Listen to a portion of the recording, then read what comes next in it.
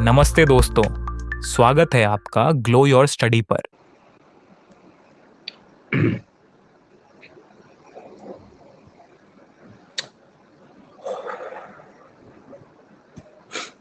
Hello everyone, hope I am audible. आशा करता हूं कि सभी को मेरी आवाज बुलंद तरीके से सुनाई दे रही है। यस और नो? सो कल हम लोगों ने स्टार्ट किया एक टॉपिक प्रोबेबिलिटी, जिसमें कल हम लोग बेसिक सिलेक्शन और अरेंजमेंट के बारे में पढ़ रहे थे। आज मैं उसी आइडिया को थोड़ा एक्सटेंड करूंगा ताकि आपकी जो पूरी अंडरस्टैंडिंग है वो कम से कम डेवलप हो जाए सिलेक्शन और अरेंजमेंट के पर्सपेक्टिव से। तो मैं एक छोटा सा एक उदाहरण लेता हूं और आप सभी लोगों को उस प्रश्न का उत्तर देना है। तो सबसे पहले मैं आपसे कुछ लिखने जा रहा हूं, आपके सामने एक शब्द लिखने जा रहा हूं और उस शब्द का नाम बहुत गौर से देखिएगा। उस शब्द का नाम ही है अरेंज, ARRANGE,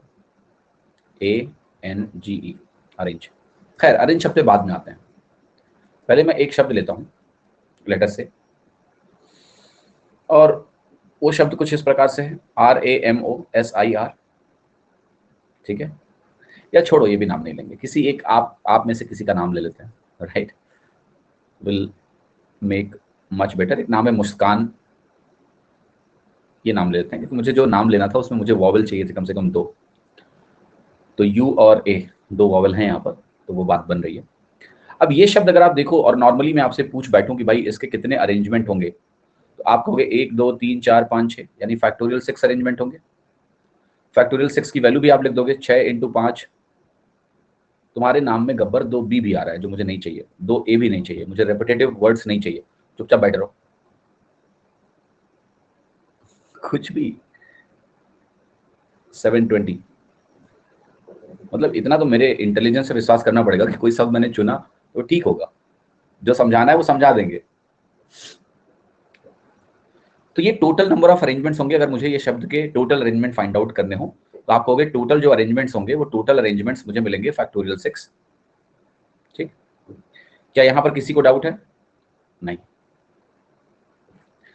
अब देखिए, इसी सवाल को अगर मैं बदलूं और उस सवाल को बदल के मेरा क्वेश्चन अगर ये हो कि all vowels must be adjacent to each other, इसको मैं बोल सकता हूं कि वो सारे एक साथ हों, ये भी बोल सकता हूं। तो अब आपको किस तरह का अरेंजमेंट चाहिए, जरा इसको समझते हैं। तो मैं ये कहूंगा कि भाई MSKN, ये तो मैं इस तरह से लिख देता हूं, ये कॉन्सोनेंट्स हैं हमारे, और जो वॉवेल्स हैं वो हमारे पास U और A हैं। हमें ये इंश्योर करना है कि ये U और A हमेशा साथ में रहेंगे, they must be adjacent to each other. तो ये क्या है, दूर दूर नहीं जा सकते। जब हम ये 720 अरेंजमेंट लिख रहे हैं तो इसमें A और U कहीं भी हो सकते हैं, उसमें साथ साथ भी होंगे, नहीं भी होंगे, हर तरह की संभावना लिखी गई है। लेकिन अगर मैं इस तरह से बात करूं कि all vowels must be adjacent to each other, और मुझे ये संभावना अगर तलाशनी है, अगर सारे वॉवेल्स एक साथ होंगे तो क्या ये कहना भी सही है कि सारे कॉन्सोनेंट एक साथ होंगे? नहीं, बस सारे ये वॉवेल्स एक साथ हो, कॉन्सोनेंट कुछ इधर हो सकते हैं कुछ उधर हो सकते हैं, सारे कॉन्सोनेंट एक साथ नहीं है, सारे वॉवेल्स एक साथ हैं। तो इस समस्या को समझने के लिए आप एक कार्य ये कर सकते हो कि आप दोनों वॉवेल्स को एक साथ बांध दो। Let us tie them together, let's consider they are always together, so we are going to consider them a new word में भी। हम इनको एक साथ मानेंगे, इसको हम एक ऑब्जेक्ट ही मान लेंगे, कंबाइंड ऑब्जेक्ट मान लेंगे। तो हमारे पास एक ऑब्जेक्ट ये हो गया, दूसरा ऑब्जेक्ट ये हो गया, तीसरा ये हो गया, चौथा ये हो गया, पांचवा ये हो गया। इन सभी को अगर मैं अरेंज कर दूं तो क्या टोटल अरेंजमेंट फैक्टोरियल 5 होंगे? यस और नो, जो कि 120 के बराबर होगा। क्या इन सभी अरेंजमेंट में ये चीज बिल्कुल श्योर है कि U और A एक साथ होंगे? यस। क्या ये मेरा आंसर है? क्या ये मेरा आंसर है? नहीं है? हाँ बोलिए, क्यों नहीं है आंसर? क्योंकि जब हमने U और A को एक साथ एज्यूम किया है, तो मैं एक सैंपल वर्ड लिख रहा हूं आपके सामने, MSKNUA, ये वर्ड काउंट हुआ है, लेकिन MSKNAU एक नया शब्द होगा, वो काउंट नहीं हुआ। U और A इस डब्बे के अंदर बगल बगल रहते हुए भी अपनी जगह बदल सकते हैं। तो ये जो आपने 120 लिखा है, ये करेक्ट उत्तर नहीं है, बल्कि आपका करेक्ट उत्तर होगा 120 इंटू 2 फैक्टोरियल या फिर 2। हम 2 को भी आपस में अरेंज कर सकते हैं। तो ये वैल्यू आपकी कितनी हो गई? ये आंसर आपका हो गया 240। सेम शब्द में मैं अगर आपके सामने यही लिख रहा हूं, ये जो मुस्कान है, इसमें अब आपका क्वेश्चन है कि all consonant must come together. तो अब आप यहां पर क्या करोगे? आप कहोगे MS KN को हमें एक साथ रखना है, U और A को अलग करेंगे। यहां डब्बा मुझे MS KN का बनाना है, इसको हम सिंगल ऑब्जेक्ट की तरह ट्रीट करेंगे। तो 1 ऑब्जेक्ट, 2 ऑब्जेक्ट, 3 ऑब्जेक्ट। आप कहोगे मेरा आंसर होगा फैक्टोरियल 3, बट ये आंसर नहीं है, इनटू मैं इन कॉन्सोनेंट को इस डब्बे के अंदर भी अरेंज कर सकता हूं। ये एक साथ होने चाहिए, बट एक साथ ये किसी भी ऑर्डर में हो सकते हैं। तो फैक्टोरियल 4 तरीके और हो जाएंगे। ये वैल्यू हो गई 6 × 24, और 6 × 24 आपका होता है 144। Is it clear to everyone कि इसका उत्तर आपका 144 होगा? ठीक है, अब एक और सवाल लेते हैं, आपको मैं सारे वेरिएशन समझा देता हूं। मैंने कहा MSKN,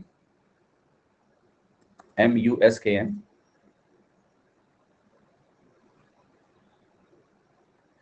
all vowels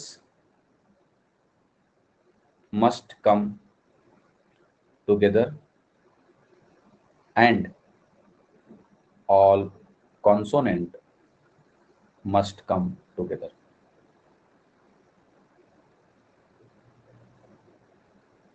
हमारे सारे वॉवल्स एक साथ आने चाहिए, सारे कॉन्सोनेंट भी एक साथ आने चाहिए।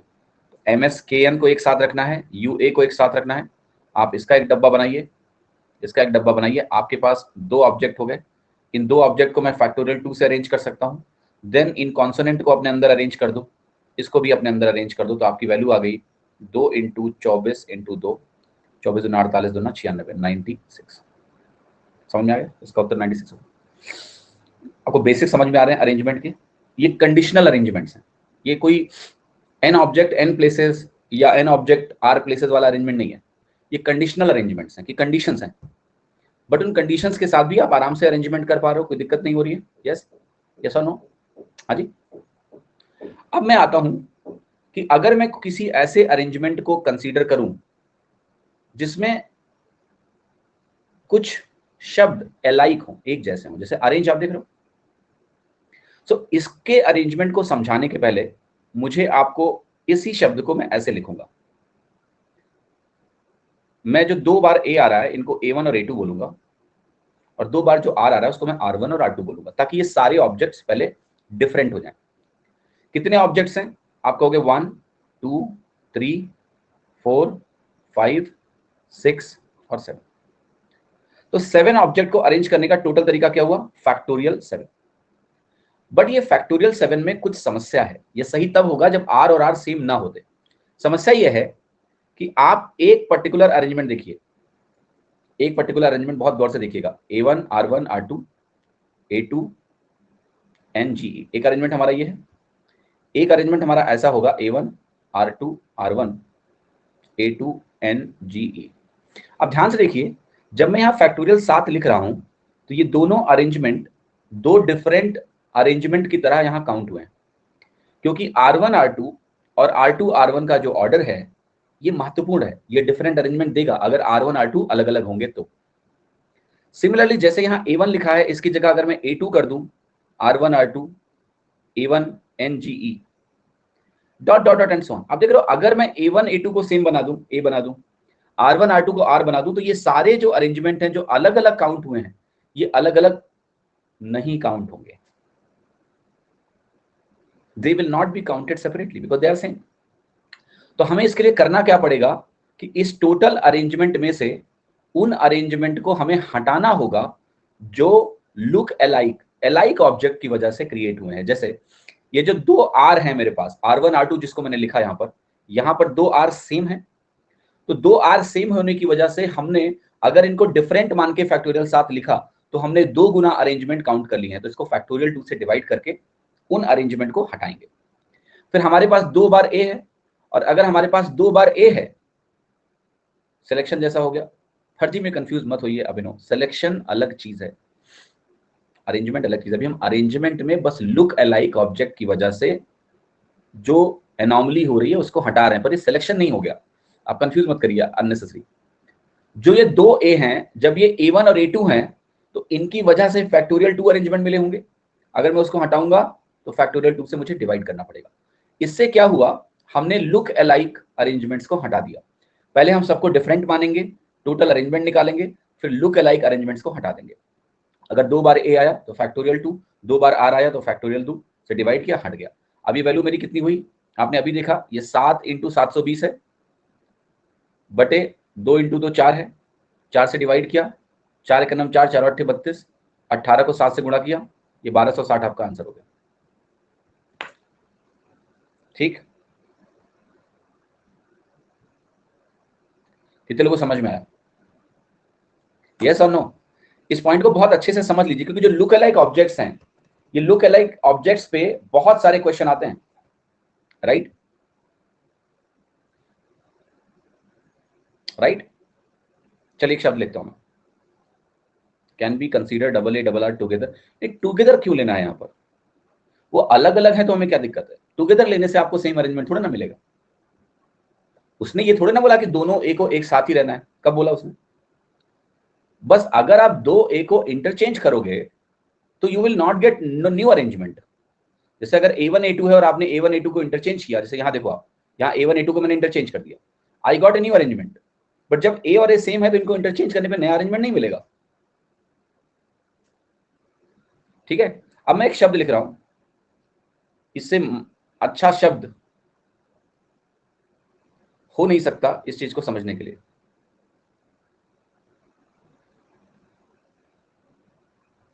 ये शब्द है मिसिसिपी। कितनी मजेदार स्पेलिंग है। आपने मिसिसिपी का नाम, रिवर सुना है, नदी सुनी? मिसिसिपी एक रिवर भी है, शहर भी है, और कितना बढ़िया शब्द देखो, है ना? मिसिसिपी। लग रहा है कि परमुटेशन समझाने के लिए ये शब्द बनाया गया। ठीक, बहुत अच्छी बात है। देखिए यहाँ पर आई 3 बार आ रहा है, आई आई आई 3 टाइम्स। अच्छा, एस कितनी बार आया है? 4 बार आया है। वाह वाह वाह। और बताओ पी कितनी बार आया है? पी आपका 2 बार आया है। ठीक है, सो मिसिसिपी एक शब्द है जिसमें मैंने कहा आई 3 बार आया है। नहीं नहीं, आई भी 4 बार आया है, एस भी 4 बार आया है, और पी 2 बार आया है। ठीक है, अब सब ठीक है? कितने वर्ड से जरा देखिए, 1 2 3 4 5 6 7 8 9 10 11, 11। ये 11 शब्द, 11 लेटर्स का वर्ड सिर्फ 3 अल्फाबेट से बनाया गया है। कितना मजेदार है। आप पूछना किसी अपने दोस्त से कि कोई 11 लेटर का वर्ड बताओ जो सिर्फ 4 अल्फाबेट से बनाया गया हो। आज मोस्ट लाइकली वो बता नहीं पाएंगे। ठीक है, वो है मिसिसिपी। सो अब मैं कहूंगा कि इसके टोटल अरेंजमेंट फैक्टोरियल 11 होते अगर कोई एलाइक ऑब्जेक्ट्स नहीं होते तो। बट यहाँ 4 एलाइक ऑब्जेक्ट हैं आई के, तो फैक्टोरियल 4 से डिवाइड करिए। 4 एलाइक ऑब्जेक्ट एस के हैं, फैक्टोरियल 4 से डिवाइड करिए। 2 एलाइक ऑब्जेक्ट पी के हैं तो फैक्टोरियल 2 से डिवाइड करिए।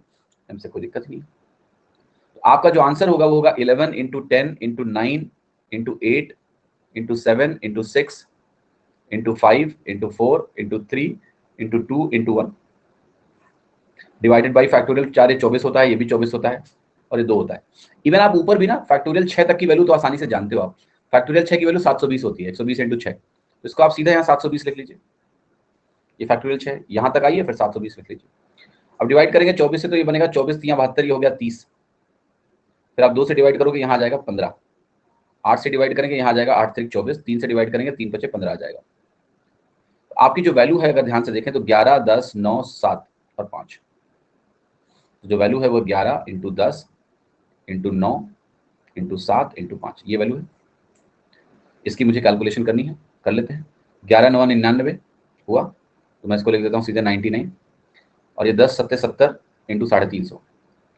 अब ये इसको मैं लिखूंगा 100 - 1 कैलकुलेशन को आसान करने के लिए, तो ये वैल्यू हो गई 35,000 - 350, ये हो गया 34,650। ये आंसर हो। प्रीवियस क्वेश्चन में एक बार करवा दीजिए, 7 × 720 समझ में नहीं आया। फैक्टोरियल 6 की वैल्यू 720 है। फैक्टोरियल 6 किसके बराबर होता है? 720 के। और फैक्टोरियल 6 में अगर आप 7 का गुणा कर दो तो ये 7 फैक्टोरियल हो जाता है। भाई 7 फैक्टोरियल का मतलब है 1 से 7 का प्रोडक्ट, 6 फैक्टोरियल का मतलब है 1 से लेकर 6 तक का प्रोडक्ट। तो मैं 7 फैक्टोरियल को ऐसा भी तो बोल सकता हूं कि ये 7 इंटू 6 का फैक्टोरियल है, क्योंकि 6 फैक्टोरियल का मतलब है 1 से 6 का प्रोडक्ट। तो इसकी वैल्यू होती है 720, क्योंकि 4 फैक्टोरियल, देखिए बेसिक फैक्टोरियल्स की वैल्यू आप ध्यान रखिए, 1 फैक्टोरियल 1 होता है, 2 फैक्टोरियल 2 होता है, 3 फैक्टोरियल 6 होता है। आप 2 में 3 का गुणा करो 6 मिल जाएगा आपको। 4 फैक्टोरियल अगर आपको लिखना है तो 3 फैक्टोरियल में 4 से गुणा कर दो 24 हो गया। 5 फैक्टोरियल लिखना है, 24 में 5 का गुणा कर दो 120 हो गया। 6 फैक्टोरियल अगर आपको लिखना हो तो 120 में 7 से गुणा कर दो 720 हो गया। बस इससे ज्यादा आगे जाने की जरूरत नहीं है, कम से कम 6 फैक्टोरियल तक ध्यान रखो, उसके आगे गुणा करके निकाल लेना अगर जरूरत पड़ेगी। ठीक, क्लियर है? समझ में आया सभी को? ये सब नो बोलिए हाँ या नहीं। ठीक है, तो मिसिसिपी, मुस्कान और अरेंज से I think most of the things आपको क्लियर हो गई। ये अगर लुक अलाइक ऑब्जेक्ट्स होंगे तो किस प्रकार से हम कैलकुलेशन करेंगे। अब मैं एक एग्जांपल और भी मजेदार देता हूं, ध्यान से देखिएगा। मान लिया मैंने बहुत सारी किताबें लिख डाली, बहुत सारी बुक्स, मैं पागल हो गया और मैंने बहुत सारी किताबें लिख डाली। उन किताबों के नाम मैं लिखने जा रहा हूं। मान लिया मैंने एक किताब लिख डाली 5100 प्लस क्वेश्चंस की एक बुक लिख डाली। ठीक, तो मैं तो पागल था और तुम भी महापागल थे, तुमने ये 4 बुक्स खरीद ली, पता नहीं क्यों जोश जोश में तुमने 4 किताबें खरीद ली। फिर मैंने एक किताब लिख डाली जिसका नाम था रैमोथॉन, तुमने उसकी 3 बुक्स खरीद ली, सेम किताबें हैं, 3 किताबें खरीद ली। फिर मैंने एक बुक लिखी कि जो अर्जुना बैच है उसके लिए मैंने अर्जुना मैथ्स लिखी एक किताब, उसके आपने लेट से 2 बुक्स खरीद ली। ध्यान से देखिएगा, बस इतनी लिखी मैंने, रुक गया मैं, जगह कम हो ना और भी लिख देता। अब आपको क्या करना है, इन किताबों को एक शेल्फ पे अरेंज करना है। टोटल 12 किताबें हैं तुम्हारे पास, ये 4 लुक अलाइक हो गए, सॉरी 9 किताबें, ये 3 लुक अलाइक हो गए, ये 2 लुक अलाइक हो गए। और मान लिया इनको आपको सेल्फ पे अरेंज करना है। How will you arrange them? आप कहोगे फैक्टोरियल 9, टोटल बुक 9 है, फैक्टोरियल 9, 4 बुक्स बिल्कुल सेम तरह की हैं तो फैक्टोरियल 4, 3 बुक्स बिल्कुल सेम है फैक्टोरियल 3, और 2 बुक बिल्कुल सेम है फैक्टोरियल 2। तो पहले जब मैं फैक्टोरियल 9 लिख रहा हूं तो मैं मान रहा हूं सारे डिफरेंट है। जैसे अरेंज शब्द में हमने फैक्टोरियल 7 क्या सोच के लिखा था कि पहले मान लो सब अलग अलग है, ऐसे ही 9 किताबों को हम मान लेंगे सब अलग अलग है। पहले 4 3 7 2 9 फैक्टोरियल बट गया। अब इस वैल्यू को सॉल्व करना है तो आप लिखिए 9 इंटू 8 इंटू 7 इंटू 720, 6 फैक्टोरियल की वैल्यू लिख दी, और डिवाइडेड बाई 24 इंटू 6 इंटू 2, 24 या 72 30 हो गया, 6 से डिवाइड किया 6 पंचे 30 हो गया, 2 से डिवाइड किया आपने 8 बना, 5 जो के 20, 7 दूनी 14, 14 9 126, ये वैल्यू भी 1260 आ गई। ठीक है, कितने लोगों को चीज समझ में आ गई? हाँ जी, मैं इसी सवाल को थोड़ा सा और मजेदार बनाने जा रहा हूं, बना दूं?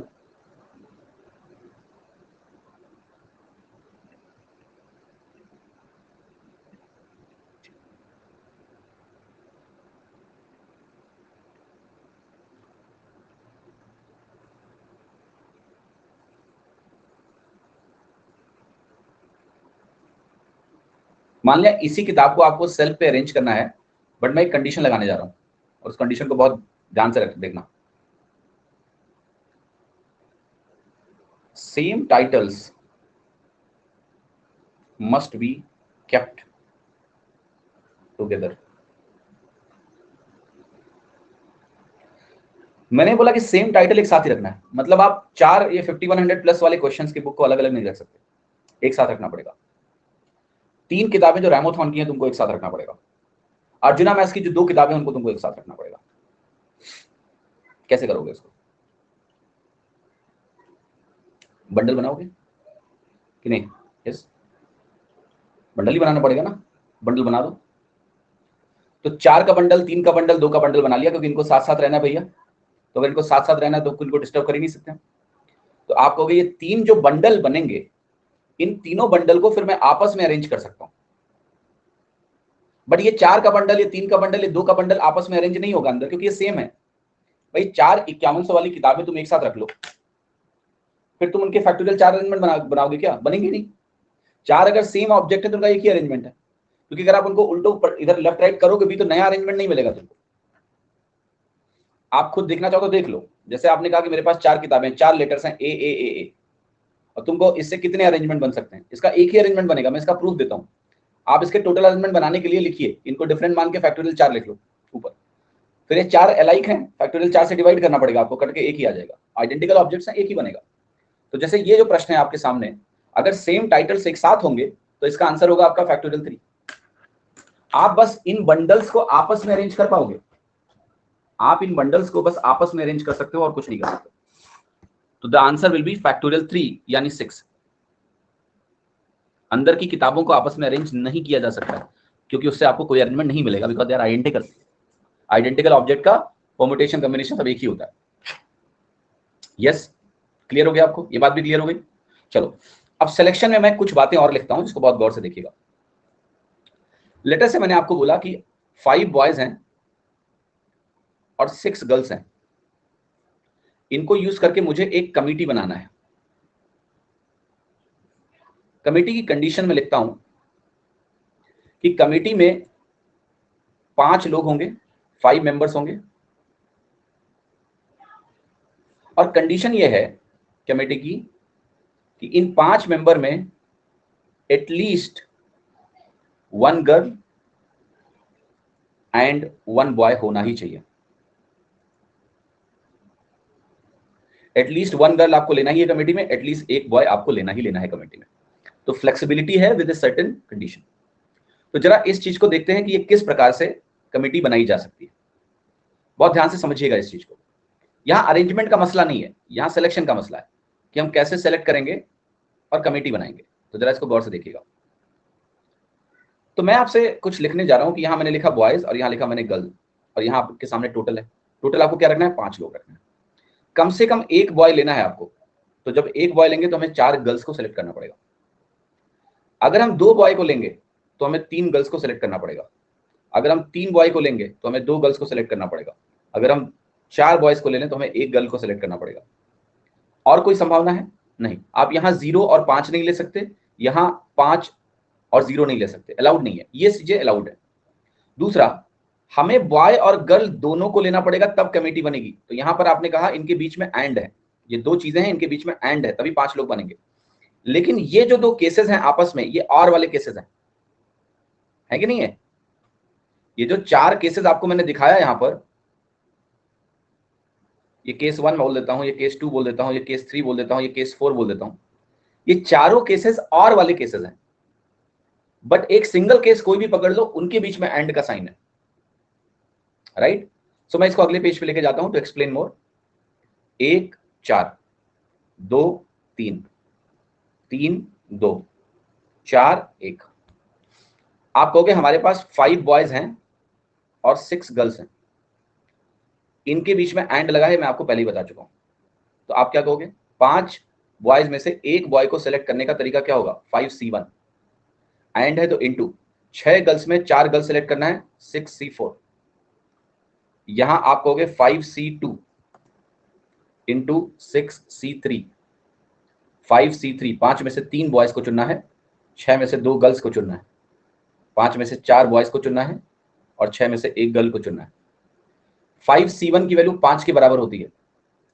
6C4 जो मेरे पास है, ये 6C4 की वैल्यू 6C2 के बराबर होती है। पढ़ाया कल मैंने कि NCR NCN माइनस आर के बराबर होता है। और 6C2 की वैल्यू क्या होगी आपकी? 6 पंचे 30 बटे 2 इंटू 1 यानी 15। ये 5 इंटू 15 हो गया, ये 75 हो गया। 5C2 की वैल्यू किसके बराबर होगी? 5C2 आपका होगा 5 चौके 20 बटे 2 इंटू 1 यानी 10। तो ये हो गया आपका 10 इंटू 6C3 की वैल्यू किसके बराबर होगी? 6C3 अगले पेज में निकालो आप। 6C3 की वैल्यू होगी 6 इंटू 5 इंटू 4 बटे 3 इंटू 2 इंटू 1, 20। ये 20 के बराबर हो गया। तो आपको ये 20 हुआ, तो 10 इंटू 20 ये 200 हो गया। 5C3 अगेन आपको पता है 5C2 के ही बराबर होगा। NCR NCN minus are, 5C2 मैंने निकाला अभी 10 के बराबर है, 10 हो गया। 6C2 भी आप निकाल चुके हैं, यहाँ पर 15 था तो ये 15 हो गया, 150। 5C4 किसके बराबर होगा? आप कहोगे 5C1 के बराबर होगा। NCR NCN minus are, 5C1 5 के बराबर होता है, 6C1 5 के 6C1 6 के बराबर होता है। तो ये वैल्यू आपकी 30 के बराबर हो गई। इन सबके बीच में और लगा हुआ है, और की वजह से ये सब प्लस हो जाएंगे। तो ये हो गया 350 425, 455, टोटल कितने तरीके हो गए? 455। जब यही सवाल प्रोबेबिलिटी का क्वेश्चन बनेगा, सेम लैंग्वेज होगी, सवाल बस ऐसे बोलेगा कि आपके पास आपको 5 लोगों की एक कमेटी बनानी है, उस कमेटी की कंडीशन यह है कि एक लड़का और एक लड़की कम से कम होना चाहिए, बताइए इस बात की क्या संभावना है। तो ये सारी कैलकुलेशन तो करनी पड़ेगी, एक चीज से डिवाइड भी करना पड़ेगा आपको और आपको आंसर मिलेगा, वो तब बात करेंगे। बट प्रोबेबिलिटी को कर पाने की जो ताकत है वो आपको यहीं से मिलती है, काउंटिंग से, कि कैसे एक गिवन केस की काउंटिंग करेंगे हम जो चीज चाहते हैं कि हो उसकी काउंटिंग कैसे करेंगे, फिर बाद में प्रोबेबिलिटी निकलेगी, प्रायिकता निकलेगी, उसके बारे में बात करेंगे आप। बट ये मत सोचना कि हम क्या पढ़ रहे हैं सर, प्रोबेबिलिटी का फॉर्मूला तो आप लगा ही नहीं रहो। समझ में आया कि नहीं? क्लियर हुआ सभी को इतना? यस? किसी को कोई डाउट है तो आप उससे पूछ सकते हैं। अच्छा, एक और मैं थोड़ा कॉम्प्लेक्स क्वेश्चन आपको कराने जा रहा हूं, थोड़ा कॉम्प्लेक्स है बट साथ चाहिए मुझे आप।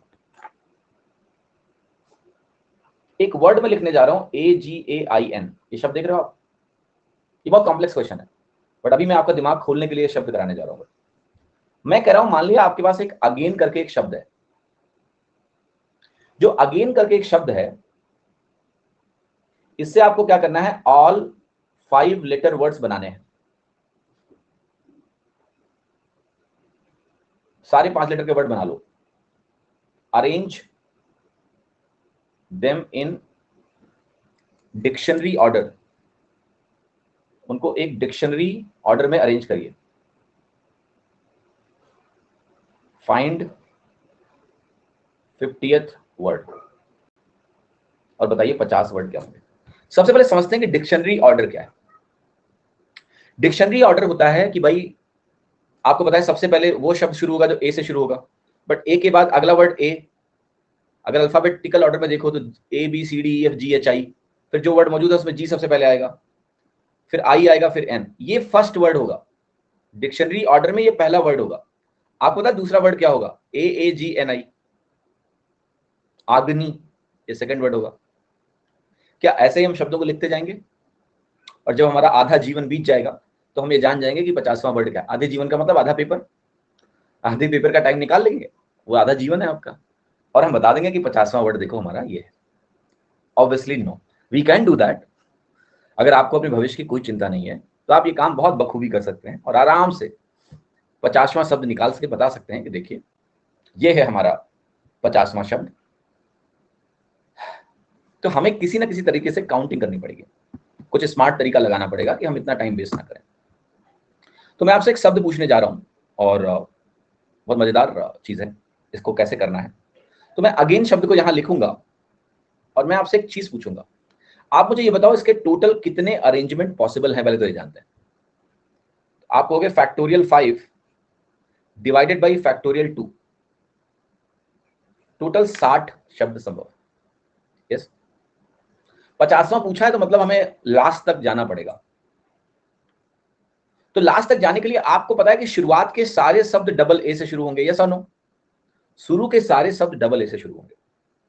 तो चलो देखते हैं डबल ए से कितने शब्द आएंगे। तो अगर मैं डबल ए को पहले 2 पोजीशन पे फिक्स कर दूं कि भैया तुम तो फिक्स हो गए, तुम्हारा तो कुछ होना नहीं है, तो 3 शब्द बचेंगे। वो 3 शब्द क्या होंगे? 3 लेटर्स क्या होंगे? GIN, और GIN को मैं फैक्टोरियल 3 तरीके से अरेंज कर सकता हूं, यानी डबल ए से शुरू होने वाले 6 शब्द होंगे। अच्छा, डबल ए के बाद अगला जो शब्द होगा जिससे डिक्शनरी में शुरुआत होगी, वो शब्द किससे शुरू होगा? ओके, बट आप कहोगे सर डबल ए के चक्कर में क्यों पड़ रहे हो आप ऐसा काम कर लो ना कि आप ये देख लो ए से शुरू होने वाले कितने शब्द हैं, क्योंकि हमें तो लगभग लास्ट में जाना है। तो एक ए को फिक्स करो, खाली दूसरे ए को फ्री छोड़ दो। अगर मैं दूसरे ए को फ्री छोड़ दूंगा तो डबल ए वाले भी शब्द इसमें आ ही जाएंगे। तो इसके फैक्टोरियल 4 अरेंजमेंट्स होंगे, यानी 24 शब्द जो हैं वो ए से शुरू होंगे। ए को अगर पहले स्थान पे आप फिक्स कर दो, आगे के 4 लेटर हैं, चारों डिफरेंट है, उनके अरेंजमेंट के फैक्टोरियल 4 तरीके होंगे, 24 शब्द बन गए मेरे पास। आप कहोगे अगला शब्द जी से शुरू होगा। जी के बाद मेरे पास 4 शब्द हैं, इनमें मेरे पास 2 बार ए है, आई है और एन है, इसके कितने अरेंजमेंट होंगे? आप कहोगे फैक्टोरियल 4 अपॉन फैक्टोरियल 2 यानी 12। अब ध्यान से देखिए, मेरे 36 वर्ड हो चुके हैं। फिर मैं कहूंगा जी के अगर सारे शब्द हो गए तो अब आई वाले शब्द आएंगे, और अगर आई वाले शब्द आएंगे तो सेम कहानी, आपको पता है, नहीं लिखोगे तो भी चलेगा, AAGN, ये भी फैक्टोरियल 4/2 वाला मामला है, 12 बन गए। आपने कहा 48 शब्द हो चुके हैं। थोड़ा रुक जाइए अब, क्योंकि आपका शब्द बिल्कुल पड़ोस में है। आई से शुरू होने वाले सारे शब्द खत्म हो चुके हैं। अब जो अगला शब्द शुरू होगा वो एन से शुरू होगा। ए से हो चुका, जी से हो चुका, आई से हो चुका, अब एन ही बचा है। तो एन से शुरू होने वाला जो पहला शब्द होगा बताओ क्या होगा? 49th वर्ड, ये होगा NAAIG। होगा कि नहीं होगा? या GI? GI। नागी, ये शब्द है आपका 49वां। और 50वां शब्द क्या है? NAA, तो ऐसे ही रखो, बस इस आई और जी को उल्टा कर दो। तो ये है आपका 50वां शब्द, नाइग। है ना मजेदार? ये है काउंटिंग, जिसमें हमने पूरे एक एक शब्द को लिखा नहीं मैनुअली। यही मैथमेटिक्स का यूज होता है ना, कि how to use mathematics to reach to 50th word without writing intermediate words. हमने इंटरमीडिएट वर्ड्स को लिखा ही नहीं, और हम 50वें शब्द पे पहुंच गए कि हमारा जो 50वां शब्द है ना वो है नाइग। 36 कैसे? 24 पहले हो गए मैम, ए से शुरू होने वाले, फिर जी से शुरू होने वाले 12 और हो गए, तो 36 हो गए ना टोटल। अब सभी लोग एक काम करिएगा, 6 भी ऐड होगा। कौन सा 6 मैम? 6 कहां से आया? 24 12 36 हुए, फिर 36 12 48 हुए। 50th में आई पहले कैसे?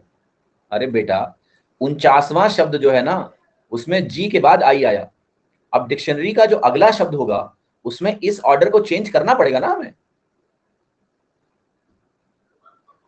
ये तो आपने पहले लिख ही दिया कि 49वां शब्द है। अब अगला शब्द बनाने के लिए क्या करोगे? कुछ नहीं करोगे। आप ए को पहले रखिए, इसको अभी डिस्टर्ब नहीं करना है हमको। आप इसको रिप्लेस करिए, ठीक है?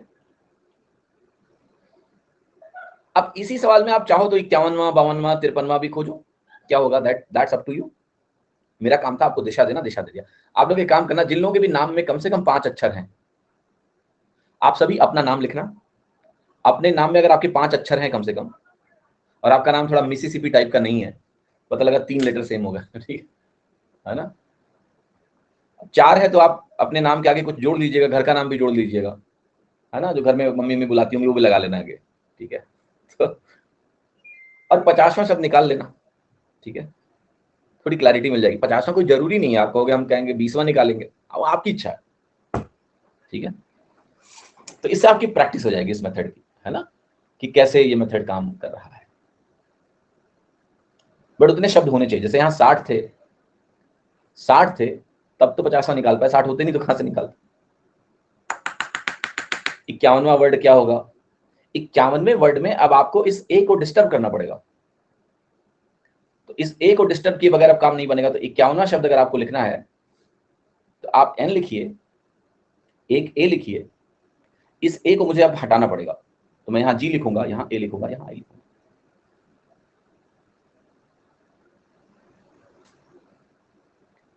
समझ में आएगी नहीं? तो ये बनेगा नगाई।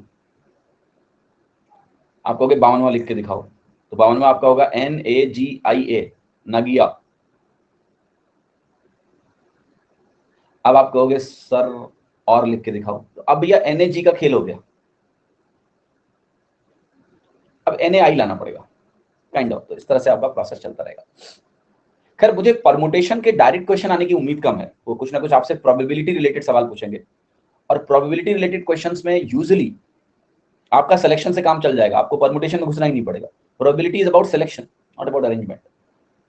बट एसएससी का भरोसा थोड़ा कम है, लोग कई बार भूल जाते हैं कि क्या प्रोबेबिलिटी है क्या परमुटेशन है। प्रॉब्लम यह है बस। तो मैं चाहता हूं कि कोई छोटा सा सवाल मान लिया आ जाए, डिक्शनरी में 50वां शब्द कौन सा होगा, इसके पूछने की संभावना 0.001%।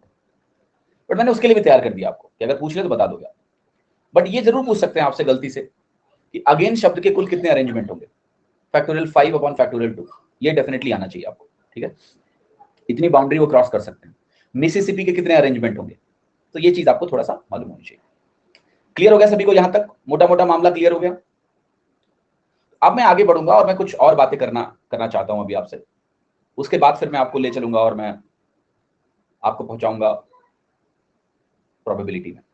मान लिया मुझे 7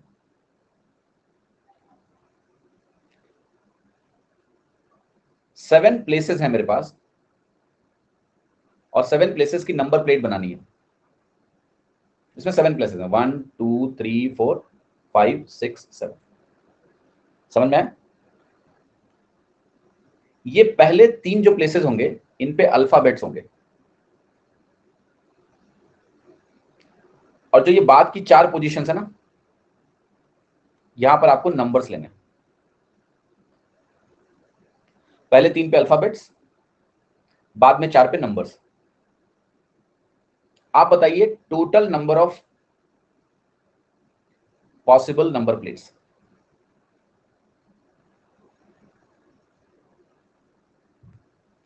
कुल मिला के कितने तरह के नंबर प्लेट्स पॉसिबल हैं आपको?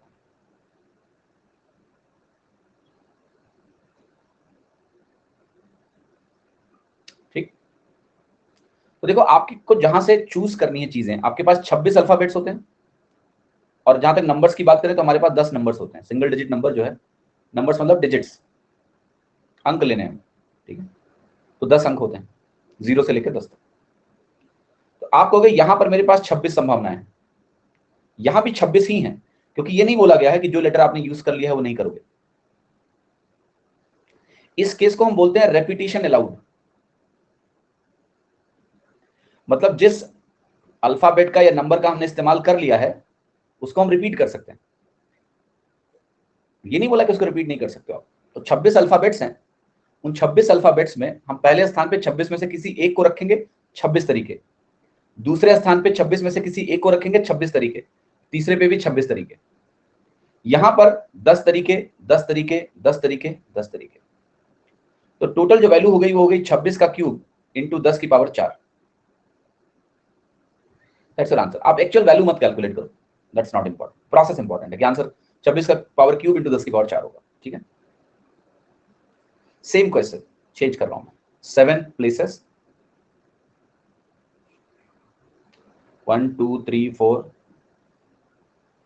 5 6 7।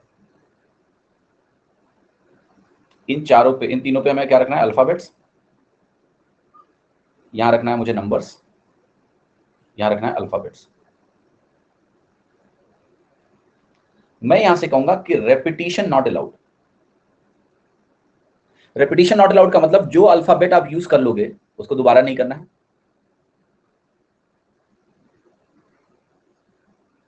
जो अंक आप यूज कर लोगे उसको दोबारा नहीं करना है। तो पहले में आप कहोगे मेरे पास 26 चॉइसेस हैं अल्फाबेट्स की, लेकिन जो यहां इस्तेमाल हो गया अब वो यहां नहीं होगा, तो यहां 25 है, जो यहां हो गया अब यहां नहीं होगा तो अब 24 है, यहां 10 है, फिर यहां 9 है, फिर यहां 8 है, फिर यहां 7। If repetition is not allowed then this is my answer. आप इसको भी कैलकुलेट मत करो, बस प्रोसेस देखो और उनके बीच में into. So 26 into 25 into 24 into 10 into 9 into 8 into 7 is the answer। ठीक है, तो वैल्यू तुमको मिलेगी वो सिंपल मिलेगी, जिसको कैलकुलेट करना आसान होगा। मैंने यहाँ जानबूझ के कॉम्प्लेक्स बनाया, 7 प्लेसेस, आप उसकी टेंशन मत लो। प्रोसेस समझ में आया? What is the meaning of repetition not allowed, what is the meaning of repetition allowed? Repetition allowed का मतलब है जो अंक मैं यूज कर चुका हूं उसको दोबारा कर सकता हूं, जो अल्फाबेट में यूज कर चुका हूं उसको दोबारा कर सकता हूं। तो जो चॉइसेस अवेलेबल हैं वो रेपिटेशन अलाउड के केसेस में कम नहीं होती, उतनी रहती। लेकिन जब हम कहेंगे वो अलाउड नहीं है तो हमारी चॉइसेस कम हो गई कि नहीं हो गई? यस, तो नंबर ऑफ चॉइसेस हमारी डिक्रीज हो जाती है, कम हो जाती है। एक केस और देखते हैं।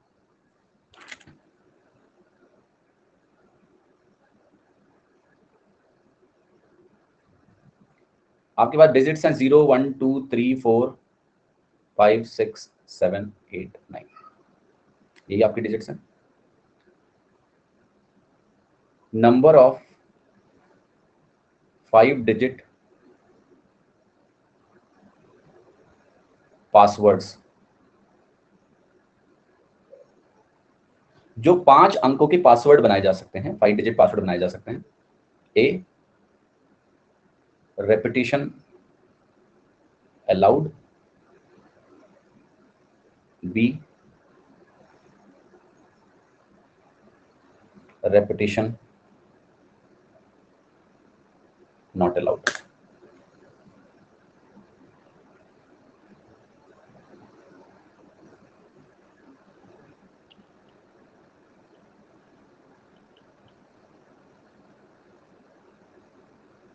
राइट। सो देखिए एक बहुत इंटरेस्टिंग केस है कि चूंकि मैंने यहां शब्द यूज किया है पासवर्ड, पासवर्ड शब्द का इस्तेमाल डिजिटल वर्ड में होता है, यस और नो? पासवर्ड कहां सेट करते हो आप? डिजिटल वर्ड में। मोबाइल का पासकोड हो गया, पिन हो गई, वगैरह वगैरह। वहां पर पहला अंक 0 हो सकता है। अभी मैं यही सवाल चेंज करूंगा तो मैं आपको दिखाऊंगा पहला प्लेस 0 कब अलाउड होगा, कब नहीं होगा। यहां हो सकता है क्योंकि यहां बात की गई है पासवर्ड की।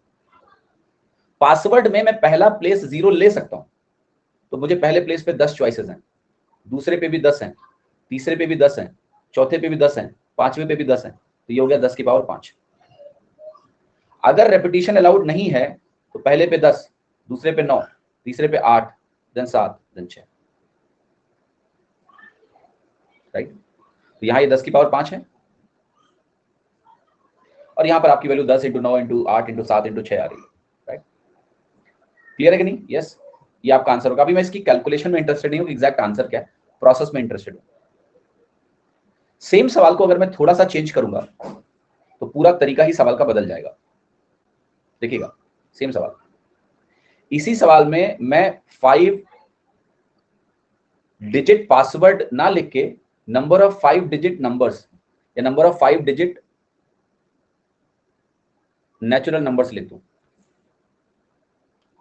अब जरा अपनी आंसर की कैलकुलेशन करिए, क्या आंसर होगा?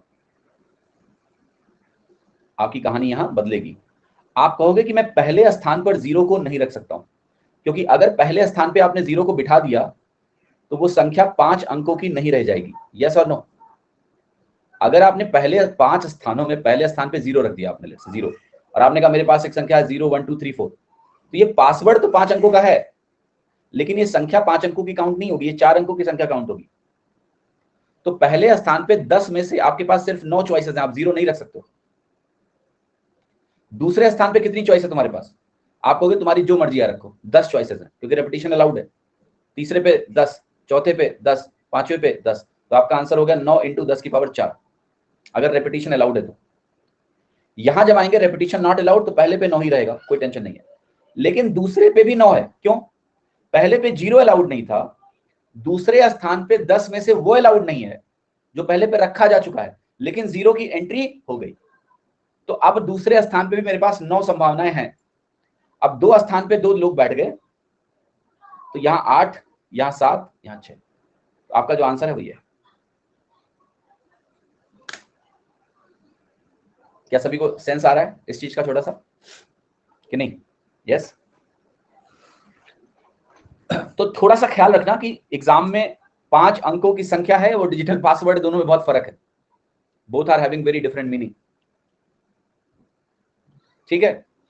Both are having very different meaning. अब आते हैं और हम एक आखिरी चीज कॉन्सेप्ट इसमें कवर करते हैं जिसका नाम है सर्कुलर अरेंजमेंट। देखो अभी तक जब मैं कह रहा था कि अरेंजमेंट कर रहे हैं तो वो लीनियर अरेंजमेंट था। क्या था वो? लीनियर अरेंजमेंट था। अब हम बात कर रहे हैं सर्कुलर अरेंजमेंट की।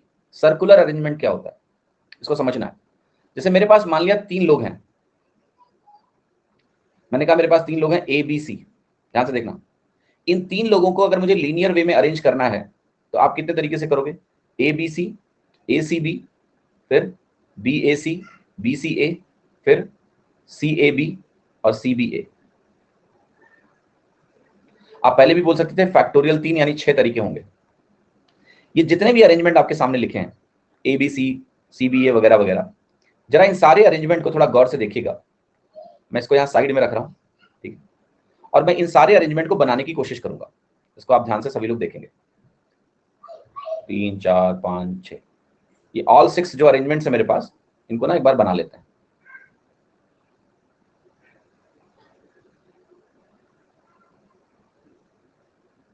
जो लीनियर अरेंजमेंट है उनको मैं यहां पर जरा व्यक्त करने की कोशिश करूंगा, आप लोग बहुत ध्यान से देखिएगा। ओके, और एक चीज का ध्यान रखना, मैं यहां थोड़ी कलर कोडिंग करने जा रहा हूं। तो मैं जो ए है ना, इसको मैं रेड कलर से बनाऊंगा। I will make a in the red colour. ए को मैं रेड कलर से एक रेड कलर का डॉट यहां बनाऊंगा, वो ए होगा। ब्लू कलर का डॉट जो है वो बी है, तो B will be a blue colour dot in this arrangement. तीसरा मैं पिंक कलर यूज करूंगा सी के लिए, ठीक है। तो ध्यान से देखना, ये जो एबीसी अरेंजमेंट है ये मेरे लिए कैसा दिखेगा, यहां लाल, पर्पल है वो, ठीक है, पर्पल, बी ब्लू, तो ए बी क्लॉकवाइज फैशन में बनाएंगे, ए बी, और सी हमारा पर्पल कलर है, तो सी हमारा ये पर्पल हो गया। ध्यान से देखिएगा, ये हमारा पहला अरेंजमेंट है, फर्स्ट, इसको मैंने कहा फर्स्ट, देख रहे हो, A B C, yes. Second वाले में क्या है, ब्लू सबसे पहले आ गया, यहां पर इस पोजीशन पे ब्लू है पहले, फिर हमारा सी है, फिर हमारा बी है पहले, फिर यहां पर्पल आ गया, और पर्पल के बाद, नहीं नहीं सॉरी सॉरी सॉरी सॉरी,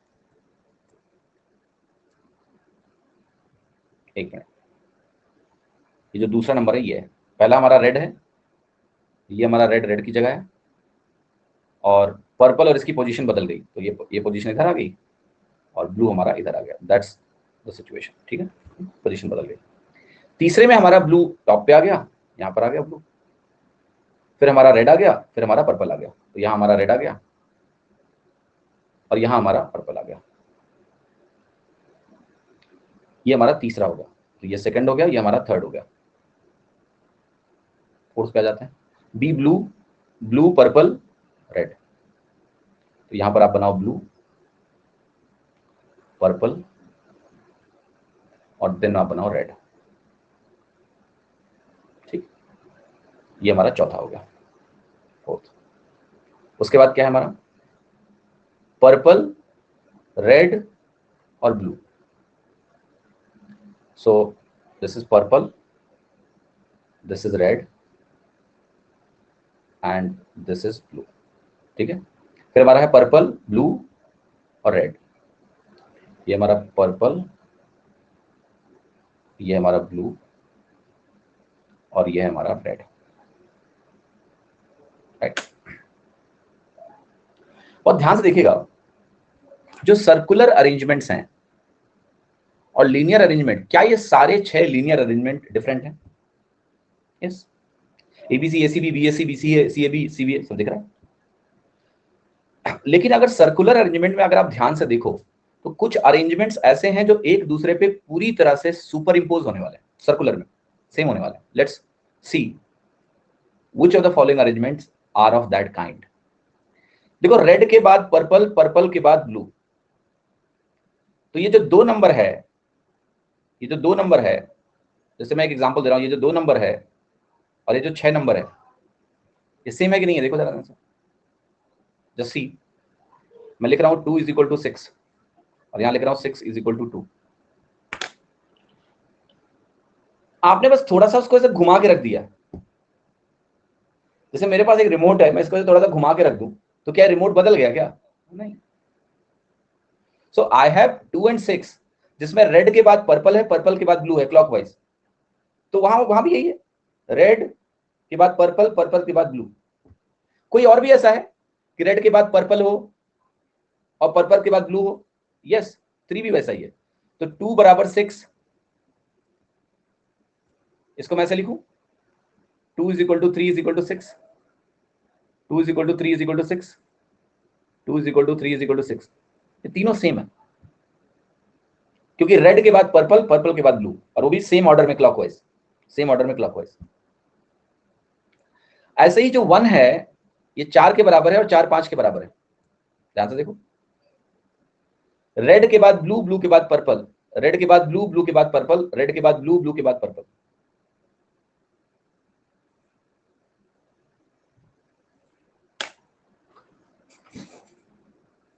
केवल थोड़ा सा रोटेट करके रखे गए हैं, विल दैट चेंज कि ये न्यू अरेंजमेंट है? नहीं। बट लीनियर में ऐसा नहीं होता है, क्योंकि लीनियर अरेंजमेंट में लीनियर फैशन बैठे, जैसे मान लो आप 3 कुर्सी आपने रखी, कुर्सी नंबर 1, कुर्सी नंबर 2, कुर्सी नंबर 3, ये सारे 6 अरेंजमेंट डिफरेंट है लीनियर में। लेकिन सर्कुलर फैशन में ये केवल 2 ही अरेंजमेंट हैं। इस लीनियर अरेंजमेंट के करस्पॉन्डिंग अगर मैं सर्कुलर अरेंजमेंट बना रहा हूं, they are only 2 arrangements. Yes और नो? मैं कहानी को थोड़ा और इंटरेस्टिंग बनाने जा रहा हूं।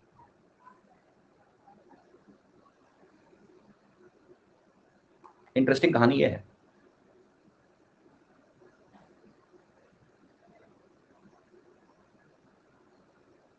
ध्यान से देखिए, इसको मैं हटा रहा हूं। फिर हम इसका फॉर्मूला भी लिख देंगे जिससे आप इसको बड़ी सरलता से कर पाएंगे।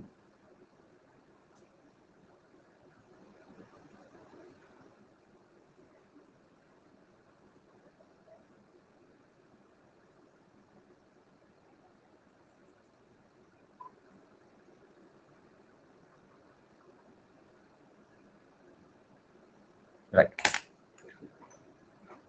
देखिए जब हमने बोला कि आपके पास लीनियर में जो 6 अरेंजमेंट्स हैं वो सर्कुलर में 2 ही अरेंजमेंट हैं, तब हमने ये माना है कि आप इन 3 लोगों को सर्कुलर फैशन में बिठा रहे हैं। जैसे मान लो 3 लोग हैं ए बी सी, ये कुर्सी पे लीनियर बैठे थे, इनको अगर हम सर्कुलर फैशन में एक टेबल पे बिठाएंगे तो हमारे पास केवल 2 ही पॉसिबिलिटीज हैं, 6 नहीं है।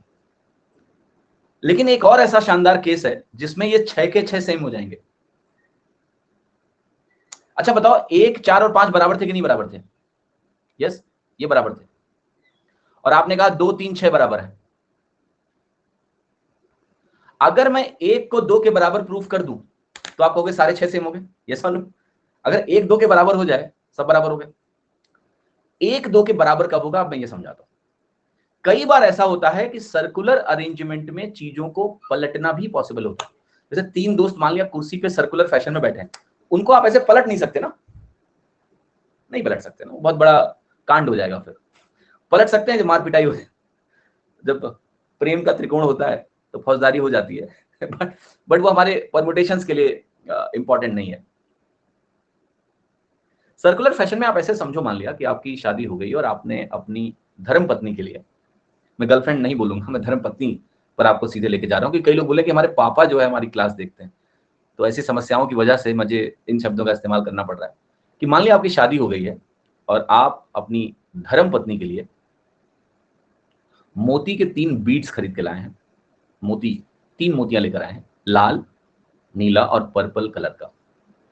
और आपने एक पहला सर्कुलर माला बनाया उसके लिए, कुछ भी बोल सकते हैं, नेकलेस, गार्लैंड, व्हाटएवर। और फिर आपने दूसरा बनाया, ठीक है। क्या इन दोनों में कोई फर्क है? नहीं, क्योंकि नेकलेस को पलटा जा सकता है। It can be turn without any फौजदारी। तो 1 एंड 2 आर सेम यार।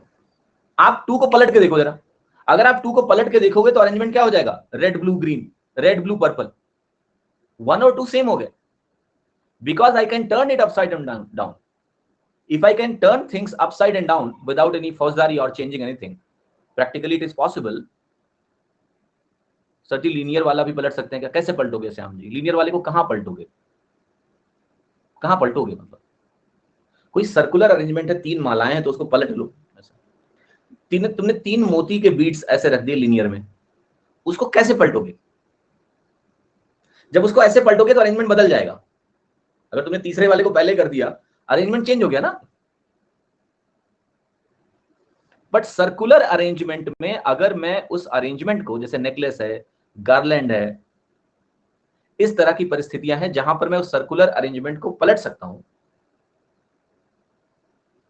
तो वहां पर क्लॉकवाइज और एंटी क्लॉकवाइज सेम हो जाते हैं। जैसे यहां पर क्या है, रेड ब्लू पर्पल क्लॉकवाइज है, यहां पर red blue purple anti clockwise है। तो क्लॉकवाइज और एंटी क्लॉकवाइज या कहें जो मिरर इमेज होते हैं सर्कुलर अरेंजमेंट्स, वो भी सेम हो जाते हैं। तो यहां पर आपका एक ही अरेंजमेंट है। Every 6 linear permutations are giving you only one circular arrangement, जब पलटना संभव है। और जब पलटना संभव नहीं है, then we have 2 arrangements. तो इसको ऐसे ही लिखना, जब पलटना संभव ना हो, हिंदी में लिखो, समझ में आना चाहिए। अब कहां पलटना संभव नहीं है? 3 दोस्त कुर्सी पे बैठे हैं, मैं उनको पलट नहीं सकता हूं। बहुत ट्रिकी है टॉपिक। ट्रिकी का क्या मतलब होता है? और ये स्माइली तुमने क्यों बनाया रोता हुआ? हर चीज बेटा थाली में सजा के नहीं मिलेगी कि x + y + x = 100 सब कर लेते हैं दुनिया में। जहां तमीज से सीखने का है वहां रो दो, गा दो। ऊपर से एकदम मन से पढ़ा रहे हैं, समझना है नहीं तुमको, रोने आ जाओगे। रोने वाले लोगों को रैंक नहीं मिलती है, जान लेना, ध्यान रखना इसको, लिख के ले लो। बहाने मिलते हैं बस। मतलब बैठा हूं, जीवित हूं, पढ़ा रहा हूं, और क्या चाहिए तुमको? जान लोगे मेरी? समझ में आ रहा है तो क्यों रो रहे हो? फिर आदत है।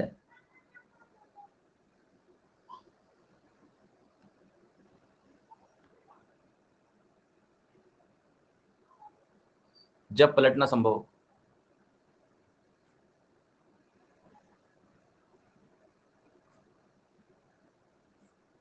राइट। सो अब मैं इसका फॉर्मूला लिखवाने जा रहा हूं, बहुत ध्यान से सुनिएगा, और आपको चूंकि मैंने समझा दिया है आपको सब समझ में आएगा। तो सर्कुलर अरेंजमेंट में दो फॉर्मूले मैं आपको दूंगा, ध्यान से देखिएगा।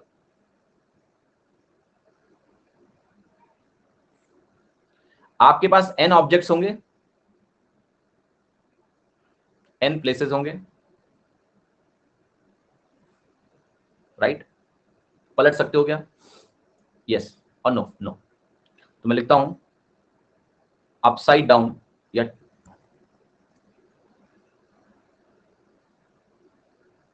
चलो इसको बाद में लिखते हैं, क्या लिखना है पहले फॉर्मूला बताता हूं आपको। तो देखिए आपने कहा पहले लीनियर अरेंजमेंट निकालो, तो लीनियर अरेंजमेंट क्या हुआ, फैक्टोरियल n, जैसे 3 ऑब्जेक्ट थे तो 3 ऑब्जेक्ट का फैक्टोरियल 3 था, यानी 6 था। आपको कितने अरेंजमेंट यहां मिले थे? हर 3 सेम हो गया था। जब 3 ऑब्जेक्ट है तो हर 3 सेम हो गया था, तो आपको मिला था फैक्टोरियल 3/3, यानी 3 मिला था, सॉरी यहां 2 मिला था। तो आप कहोगे यहां फैक्टोरियल n/n, हर n लीनियर परमुटेशन एक ही सर्कुलर परमुटेशन देगा। तो आपका जो आंसर बनता है वो बनता है n-1 फैक्टोरियल। सो n ऑब्जेक्ट्स हैं, उनको अगर मुझे उनके सर्कुलर अरेंजमेंट्स बताने हैं तो वो होगा n-1 फैक्टोरियल। समझ में आया? और ये बात हो रही है डिफरेंट ऑब्जेक्ट्स की, ये भी अलग से बताने की जरूरत नहीं है, सेम ऑब्जेक्ट्स में तो कुछ होता ही नहीं, आपको पता है 1 होता है उसका आंसर। ये नॉर्मल सिनेरियो है जब पलटना संभव नहीं है। Second, if upside down is possible, यानी उसको पलटना संभव हो, यानी गार्लैंड, नेकलेस वगैरह वगैरह, तो यही चीज और आधी हो जाएगी, तो आपका आंसर हो जाएगा n-1 फैक्टोरियल बाई 2। दो से आधा कर लो, 1/2, क्योंकि इसके बाद क्या होगा आपको समझ में आ गया कि हर दो जो डबल डबल है वो भी एक बन जाएंगे, मिरर इमेज सेम परमुटेशन हो जाते हैं। तो आपकी वैल्यू हो जाएगी n-1 फैक्टोरियल बाई 2। समझ में आया? n-1 फैक्टोरियल बाई 2 आपकी वैल्यू हो गई। क्लियर है सभी को? यस। इसको हम बोलते हैं circular arrangement. n object, n places, ये आपका सर्कुलर अरेंजमेंट कहलाता है। तो दो दो केसेस हैं, इसमें मैंने आपको दोनों समझा दिए। ठीक है, कहानी खत्म। अब हम मूव करेंगे, प्रोबेबिलिटी की तरफ रुख करेंगे, क्योंकि अगर आपको इतनी चीजें समझ में आ गई हैं, एन ऑब्जेक्ट्स का मतलब ऑब्जेक्ट्स बेटा कुछ भी हो सकते हैं, वो गेंदे हो सकती हैं, वो लोग हो सकते हैं, उनको ऑब्जेक्ट्स बोल रहे हैं। और प्लेसेस का मतलब उनको जितनी जगहों पर बिठाना है आपको, वो आपके प्लेसेस हो गए। अब आपको सर्कुलर अरेंजमेंट में मेरे पास मान लिया आर ही प्लेस हो तो क्या करेंगे? राइट। मान लिया मेरे पास ऑब्जेक्ट एन हो जाए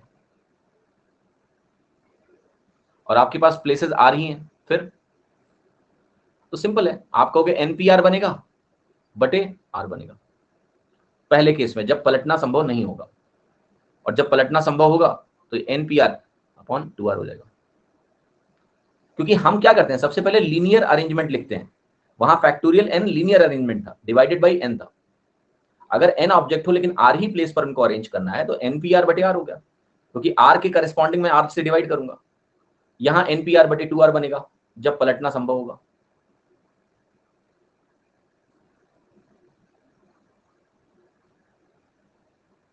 खत्म। अब हमें मूव करना है प्रोबेबिलिटी की तरफ।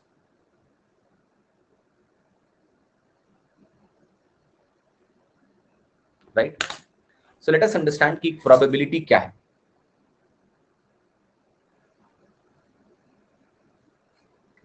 तो प्रोबेबिलिटी का सिंपल सा मतलब देखिए यह है कि मान लिया किसी भी पर्टिकुलर इवेंट क्या है अभी समझाता हूं।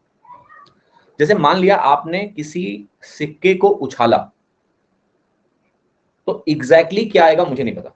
आप सिक्का उछालो और बोलो बताओ क्या आएगा, I don't know. Anyway, before I discuss probability, let me discuss something very interesting. क्या एक केस मैंने डिस्कस किया कि नहीं मुझे याद नहीं है। What is the usage of probability, let's talk about that. अच्छा ये बताओ कि किसी भी महीने के अंत में, ये केस मैंने समझाया है शायद, स्टॉक मार्केट वाला एक एग्जांपल आपको दिया था कि मार्केट ऊपर जाएगा मार्केट नीचे जाएगा, मेंसुरेशन की क्लास में। नहीं, पक्का नहीं दिया था, आई थिंक दे चुका हूं मैं, दिया था एक एग्जांपल, मैं क्विकली रिकॉल करा देता हूं आपको कि प्रोबेबिलिटी का जो रियल लाइफ एप्लीकेशन है वो क्या है। वो बहुत खराब एप्लीकेशन, आपको करना नहीं है, बट आप धोखा खाने से बच सकते हो। सो लेट अस से एक स्टॉक मार्केट है, 1 जनवरी को एक सर्टेन लेवल है उसका, और 31 जनवरी को जब मार्केट क्लोज हुआ, लेट्स से यहां मार्केट ओपन हुआ, यहां मार्केट क्लोज हुआ, तो जब मार्केट क्लोज होगा तो 1 जनवरी को जो मार्केट जिस वैल्यू पे ओपन हुआ था, 31 जनवरी को जब मार्केट क्लोज होगा तो या तो मार्केट ऊपर जाएगा या तो मार्केट डाउन जाएगा, राइट। आपको क्या सेम लेवल भी हो सकता है, हाइपोथेटिकल है, सेम लेवल मार्केट का होता नहीं है, it will be either up और डाउन। यानी दो ही पॉसिबिलिटी हुई। क्या प्रोबेबिलिटी है कि मार्केट ऊपर जाएगा या मार्केट नीचे जाएगा? We do not know, because हम ये नहीं कह सकते 1/2 प्रोबेबिलिटी है, we can't say that. Can we say that? No, because depending on the market condition, market will either go up or market will either go down. We don't know probability क्या है, लेकिन probability work कैसे करती है इसको देखना। मान लिया आप 10,000 लोगों को रैंडमली चूज करें जो एक दूसरे को नहीं जानते। भारत देश में तो अरबों लोगों, 10,000 लोगों को पिक कर लिया आपने, और इन 10,000 लोगों को आपने क्या किया, एक व्हाट्सएप मैसेज किया, ठीक है, या 10,000 से ज्यादा 1,00,000 लोग ले लो आप, आपने 1,00,000 लोगों को व्हाट्सएप मैसेज किया कि मार्केट अप जाएगा और मार्केट डाउन जाएगा, ध्यान से देखिएगा। तो आपने इसमें से 50,000 लोगों को बोला कि मार्केट अप जाएगा, व्हाट्सएप पे आपने रैंडम मैसेज किया है, ऐसे लोग जो जियोग्राफिकली दूर हैं, बोला 50,000 लोगों को कि मार्केट ऊपर जाएगा, 50,000 लोगों को बोला कि मार्केट नीचे जाएगा। क्या होगा महीने के अंत में? महीने के अंत में 50,000 लोगों को जो जानकारी मिली है वो मैच करेगी और 50,000 लोगों की जानकारी मैच नहीं करेगी, यस और नो? मान लिया कि मार्केट ऊपर गया, ये जो 50,000 लोगों को मैसेज गया ये करेक्ट हो गया, तो इन लोगों को जो मैसेज गया वो इनकरेक्ट हो गया, ये कहेंगे फ्रॉड मैसेज आया था। इन लोगों की उत्सुकता बढ़ेगी कि हाँ यार मेरे पास मैसेज आया था कि मार्केट बढ़ेगा। फिर इसने इन 50,000 लोगों में से दो कैटेगरी और बांट दी, 25,000 और 25,000 की। फिर से रैंडमली उसने 25,000 को भेजा मार्केट ऊपर जाएगा और 25,000 को भेजा मार्केट नीचे जाएगा। इस आदमी को कुछ नहीं पता है, बस खेल खेल रहा है। आपको पता है कुछ ना कुछ होगा। मान लिया मार्केट फिर से नीचे चला गया, तो ये सेट बिलीव करेगा कि इसको 2 महीने में सही जानकारी मिली है, जनवरी में भी और फरवरी में भी। फरवरी में इसके पास मैसेज आया था कि मार्केट नीचे जाएगा, जनवरी में इसके पास मैसेज आया था कि मार्केट ऊपर जाएगा, और ये कहेगा यार दोनों बार ये जानकारी सही है, ये रिजेक्ट हो गया ग्रुप। फिर ये क्या करेगा, फिर इनमें से 2 ग्रुप्स बनाएगा, 12,500 और 12,500 का, और इनको ये मार्च की प्रेडिक्शन भेजेगा। और वो मार्च की प्रेडिक्शन क्या है? मार्च की प्रेडिक्शन इसकी ये है, फिर से वही, कि मार्केट ऊपर जाएगा और मार्केट नीचे जाएगा। लेटर से मार्केट ऊपर चला गया तो ये सेट एलिमिनेट कर देगा, वो इनसे कम्युनिकेशन नहीं करना है। आप देख रहे हो एक सेट को 3 महीने तक ये एहसास हो रहा है कि उसको बिल्कुल सही जानकारी कोई दे रहा है, कोई बहुत जानकार आदमी इसको व्हाट्सएप मैसेज भेज रहा है जो बिल्कुल करेक्ट जानकारियां इसको दे रहा है। इनका टर्की होने वाला है, ठीक है। फिर वो 6,250, 6,250, market up market down. Let us से मार्केट अप गया, आप देख रहे हो जनवरी फरवरी मार्च अप्रैल, 4 महीने तक करेक्ट जानकारी इनको मिली है, and that guy knows nothing, he just sending random half divide करके yes or no. Then what will happen? He will do the same thing once again, divide into 2 parts, 3125, 3125, up down, up and down, and let us say इस बार market down गया तो ये 3,125 लोग ऐसा मान रहे हैं कि हमारा सब कुछ चकाचक चल रहा है। हमें किसी ने 5 बार पड़ोसी को बताने लगेंगे, हमारे पास हर महीने व्हाट्सएप से मैसेज आता है कि मार्केट ऊपर जाएगा नीचे जाएगा, हमेशा सही होता है। 5 बार हो चुका है इनके साथ। Now let us further divide this number into 2 parts, 3125 को प्रिसाइजली मैं कहूंगा 1562 और 1563। यहां उसने बोला मार्केट डाउन जाएगा, यहां उसने बोला मान लिया मार्केट अप जाएगा, और ये जानकारी सही गई तो उसके पास 1 2 3 4 5 6 due to just pure randomness, और उस आदमी का ये दिमाग कि वो आधा आधा लोगों के ऑब्जर्वेशन में 2 तरह की जानकारियां भेजता जा रहा है, जिसमें से एक जानकारी तो सही होनी है, तो हमेशा एक सेट के बाद उसको ऐसे लोग मिलेंगे जिनके लिए ये चीज लगातार सही होती जा रही है। अब ऐसे 1563 लोग जो हैं, आप सोचो, हैं जो कह रहे हैं कि भैया 6 महीने से लगातार व्हाट्सएप से मुझे स्टॉक मार्केट के ऊपर या नीचे जानकारी जाने की भविष्यवाणी पहले से मालूम है। यस और नो? समझ रहे हो कि नहीं? ऐसे लोगों का टर्की बनने वाला है, क्योंकि इनको लगेगा कि जो कोई मैसेज भेज रहा है वो बहुत जानकार व्यक्ति है। But how it has happened? It has happened out of pure randomness. Probability का रियल लाइफ में बहुत इस्तेमाल है, लोग समझ नहीं पाते हैं।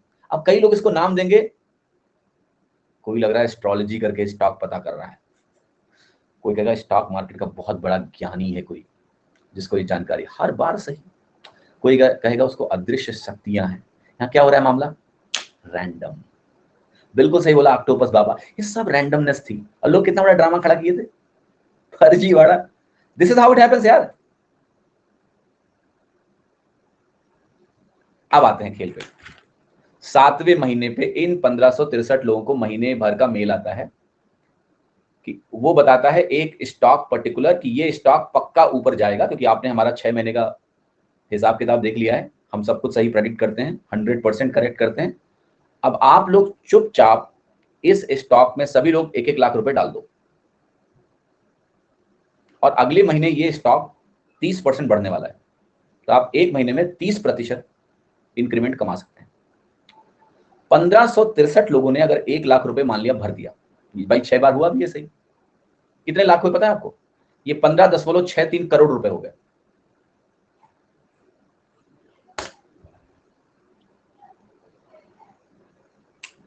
ऐसे लोग बेवकूफ बनते हैं, and they have reason to believe that what he is saying is right, but what he has done is just pure randomness, and he understands randomness, he understands probability, and he has just applied that, and he got 15.1563 Turkey's मिल गए उसको मूर्ख बनाने के लिए।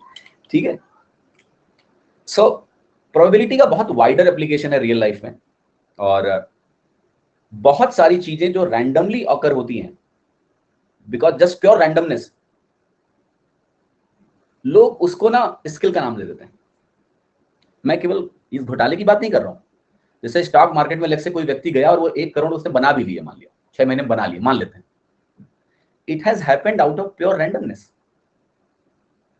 जब इतने लोग invest करते हैं तो उसमें कुछ तुक्केबाज ऐसे जरूर होंगे ड्यू टू रैंडमनेस कि उनका मंथ ऑन मंथ स्टॉक बढ़ेगा। कुछ ऐसे स्टॉक होंगे या नहीं होंगे, आप बताओ, जो मैंने आपको चीजें दिखाई उसके हिसाब से। कुछ स्टॉक बढ़ेंगे, कुछ स्टॉक गिरेंगे, फिर कुछ बढ़ेंगे, फिर कुछ गिरेंगे। ऐसे चुनिंदा स्टॉक जरूर मिलेंगे जो लगातार बढ़ेंगे, बट वो कौन से हैं वो पहले से नहीं पता किसी को। अब वो जो रैंडमनेस का हीरो है वो बाद में आके ज्ञान देगा कि हम तो स्टॉक को ऐसे पिक करते हैं, ऐसे सेलेक्ट करते हैं, ऐसे करोड़पति मैं बनाऊं, तुमको भी बनाता हूं, आओ तो हमारे साथ पैसा लगाओ और डुबाओ। कितने ऐसे फ्रॉड हैं स्टॉक मार्केट में। So even if somebody is making money in stock market, they are making it just out of randomness. There will always be some people who will make money out of randomness in the stock market, but there is no process or rule to be like that कि आपको बहुत extra ordinary growth बहुत कम time में मिलेगी stock market में। ये नियम नहीं है, ये रैंडमनेस है कि out of so many people some people will become millionaire very faster in stock market out of pure randomness. No skill is required, but वो बहुत कम परसेंटेज है। डू नॉट एवर थिंक कि you will be the one और जाके अपना पैसा ऐसे लगा दिए, समझे कि नहीं? बट ये बात लोग समझते नहीं है, तो वो स्टॉक मार्केट में खूब बेचारे डूबते हैं। और ऐसा नहीं है कि पढ़े लिखे नहीं होते हैं, सब पढ़े लिखे होते हैं। अभी कल मैं जा रहा था कार से, मैं छोटा सा एग्जांपल देता हूँ, मेरे दोस्त का कॉल आया और ऐसे पूछने लगा कि तुमने स्टॉक मार्केट में कुछ पैसे लगाए हैं क्या? मैंने कहा हाँ लगाए हैं मैंने, बट मैं ये मान के लगाता हूँ कि ये पैसा मेरा डूब गया है, क्योंकि मैं समझता हूँ स्टॉक मार्केट कैसे ऑपरेट करता है। तो मैं पैसे लगाता हूँ, बट आई एज्यूम कि ये पैसा मेरा डूब गया है कि मुझे कोई दुख ना हो, अगर मिले तो अपसाइड, नहीं मिला तो मैं पहले ही मान चुका हूँ कि मेरा पैसा डूब गया है। तो मैंने कहा मुझसे एडवाइस मत लो, but he kept on asking कि कौन से स्टॉक्स तुमने लिए हैं वगैरह वगैरह। तो मैं उसको थोड़ा समझा रहा था, ये सब ज्ञान उसको दे रहा था। ड्राइवर सुन रहा था जब मैंने रखा तो मुझे एक टर्की मिला, वो था ड्राइवर। क्या कह रहा है? कह रहा है सर आप फालतू में घबराते हैं स्टॉक मार्केट से, मैंने 2 स्टॉक में पैसा लगाया था और मेरा दोनों पैसा 2 गुना हो गया। कह रहा मैंने 2000 लगाया था सर, 4000 हो गया, अब मैं 1 लाख रुपए इकट्ठा कर रहा हूँ, 1 लाख लगाऊंगा तो वो 2 लाख हो जाएगा। तो मैंने उसको भी समझाने की कोशिश करी, बट वो उतना पढ़ा लिखा नहीं था, तो उस भाषा में नहीं समझा रहा था मैं उसको, रैंडमनेस, प्रोबेबिलिटी। मैंने कहा कि आपने 2000 रुपए से खेल खेला, बहुत अच्छा खेल खेला, और आप जीत गए, तो इसका ये मतलब नहीं है कि आप जीत ही जाओगे हर बार। भैया गिर जाएगा कभी स्टॉक तो आपका पैसा डूब जाएगा। वो मानने को तैयार नहीं था यार। वो बोला मैं तो अपने बच्चों को मैंने बोल दिया कि तुम लोग स्टॉक मार्केट करो, बस यही सब सीखो। सो मैं उसको पूरे रास्ते यही समझाता गया कि यार ये बहुत रिस्की काम है, आप जो कर रहे हो ये सही काम नहीं है। But he was not listening. कह रहा सर मैंने यूट्यूब पे कितने लोगों को देखा है कि लोग करोड़पति बन जाते हैं, मार्केट तो बढ़ता ही बढ़ता है। फिर उसने एक गलत फिलॉसफी दी। कह रहा है जब मार्केट गिरता है तो लोग घबरा जाते हैं, स्टॉक बेचने लगते हैं, जब मार्केट गिरता है तभी खरीदना चाहिए क्योंकि सस्ते में मिल रहा होता है, जैसे दुनिया को पता ही नहीं है। और ये सच बात है, लोग बोलते हैं कि मार्केट जब गिर रहा है तो घबराओ मत, खरीद लो, ये खरीदने का टाइम है। कभी कभी गिरता है और वो उठता नहीं है पर्टिकुलर स्टॉक। आप सेंसेक्स को मत देखिए, निफ्टी को मत देखिए, वो इंडेक्सेस हैं, या that is combination of the whole stocks. But a particular stock sometime just goes down, it doesn't come up for a longer period of time. People don't understand this. They have a fake notion of stock market. There are ways in which you can make small money but consistent, like there are mutual funds which are quite kind of, they give you lesser returns but there are sure returns that you'll get. Risk बहुत कम होता है, उसको बोलते हैं low volatility, low risk instruments. Low risk instruments में आपको बहुत high income या बहुत high growth नहीं मिलती है, बट आपका मनी रिलेटिवली सेफ होता है। और वहां भी शब्द है रिलेटिवली, अगर कोई बड़ा क्रैश होगा तो वो भी डूबेगा। इसलिए स्टॉक मार्केट इन्वेस्टमेंट, अगर हम प्रोबेबिलिटी के सेंस में बात करें, अगर हम रैंडमनेस को समझते हैं, सो अगर आपके पास लेट से 100 रुपए इन्वेस्टमेंट के लिए हैं, तो 80 रुपए का इन्वेस्टमेंट हमेशा ऐसे असेट्स में होना चाहिए जो कैश या कैश इक्विवेलेंट्स हो। ये मेरी फिलॉसफी है। कैश या कैश इक्विवेलेंट का मतलब या तो कैश तुम्हारे बैंक में रखा हो, या कैश इक्विवेलेंट का मतलब ऐसे इंस्ट्रूमेंट जो कैश के इक्विवेलेंट हो। आपका रियल एस्टेट हो गया, आपकी जमीन हो गई, ऐसी चीजें जो कैश के इक्विवेलेंट है, जो डूबने नहीं जा रही। 20% पैसा आप लॉटरी खेलो, बट वो लॉटरी जो है वो आप मान के चलो कि आपकी डूब जाएगी, क्योंकि उसके चांसेस बहुत कम है और रैंडम है प्योर। बट डालो, क्या पता लॉटरी लगे, बट इससे उम्मीद मत रखो। लग गई तो बहुत अच्छी बात है, नहीं लगी तब भी हम इसको हार के, हमारे पास 80 है तो हम इसको हारने के लिए ही लगा रहे हैं। आजकल गोल्ड में अच्छा रिटर्न है। Gold is a good investment. Gold has stood test of the time. Gold is a very good investment. It will not give you kind of 2x in 1 month, होता है ना, 3 महीने में 2 गुना नहीं करेगा आपका पैसा, बट सेफ रखेगा। खैर, ये सब बात की थी, मेरे को कॉन्टेक्स्ट देना था आपको। कॉन्टेक्स्ट आपको ये देना था कि प्रोबेबिलिटी जो होता है ना, वो जो रैंडमनेस होता है, एक लार्ज सैंपल की रैंडमनेस। जैसे आप एक कॉइन ले लो, सिक्का, 1000 बार उछालो उस सिक्के को, और पहले से आपको पता है कि एक एक्सपेरिमेंट में हेड या टेल आ सकता है, यानी 50% प्रोबेबिलिटी है हेड या टेल आने की। अगर आप 1000 बार सिक्के को उछालोगे तो आप देखोगे कि मामला लगभग 50-50 है। This is the nature of probability. Quite wide range, बहुत ब्रॉड एप्लीकेशंस है इसके, हमें तो थोड़ा सा ही पढ़ना है, बट मैं कॉन्टेक्स्ट देना चाह रहा था कि आपको टॉपिक में थोड़ा इंटरेस्ट आए। प्रोबेबिलिटी को लोग बहुत बिना मन से पढ़ते हैं, पर सर ये जरूरी तो नहीं है, करके देखो ना 1000 बार, तब बोलो कि ये जरूरी तो नहीं है। हमने बोला लगभग। अगर आप 10 बार सिक्के को उछालोगे तब 5-5 आने की संभावना हो सकता है ना हो, क्योंकि नंबर ऑफ सैंपल साइज बहुत छोटा है। आपके हो सकता है 8 बार हेड आ जाए, लेकिन आप अगर 1000 बार उछाल दोगे तो it will be quite balanced. It can not be कि हजारों बार हेड आ जाए। उछाल के देख लो, अगर तुम्हारे 1000 बार हेड आ जाए तो बताना मुझे। 1000 बार हेड आने की पॉसिबिलिटी आपको पता है क्या है? मैं बताता हूँ। एक बार हेड या टेल की पॉसिबिलिटी में हेड की पॉसिबिलिटी है 1/2। मान लिया आपने सिक्के को 1000 बार उछाल दिया, ये प्रोबेबिलिटी है कि 1000 बार तुम्हारा हेड आ जाए। दिस इज द प्रोबेबिलिटी 1/2 की पावर 1000। आप सोचो 2 की पावर 1000 कितना बड़ा नंबर है।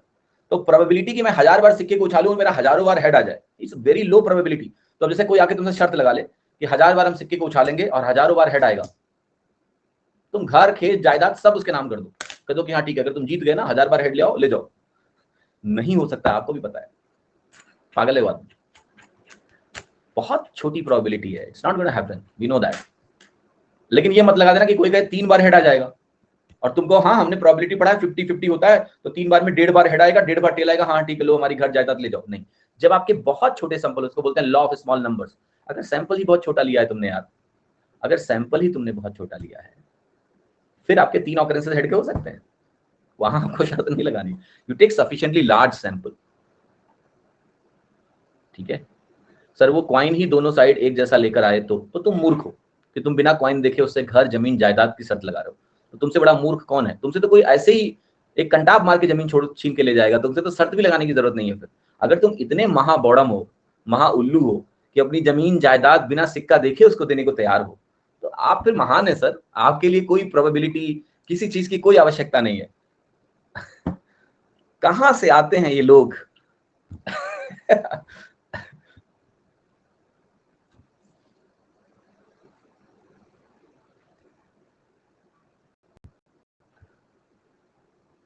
शिवानी जी कह रहे 285 रुपए में आपने 5100 की किताब खरीद ली। जो कम पैसा आपने दिया वो पैसा आप मुझे दे देना अलग से, ठीक है? मैं उसको स्टॉक मार्केट में लगाऊंगा और मैं 3 महीने में करोड़पति। करोड़पति तो बनने में इंटरेस्ट नहीं मेरा, ठीक है, वो मैं हूँ। और कुछ बड़ा सोचेंगे, 100 करोड़ टारगेट करते हैं, है ना? ठीक है, लगा के 80 रुपए आप देना मुझे, उस 80 रुपए को लगा के मैं बिलियनियर बनूंगा। यस यस यस, ठीक है, बिल्कुल सही, बिल्कुल सही। चलिए, ख्याल रखिए अपना। बाय बाय, कल मिलते हैं।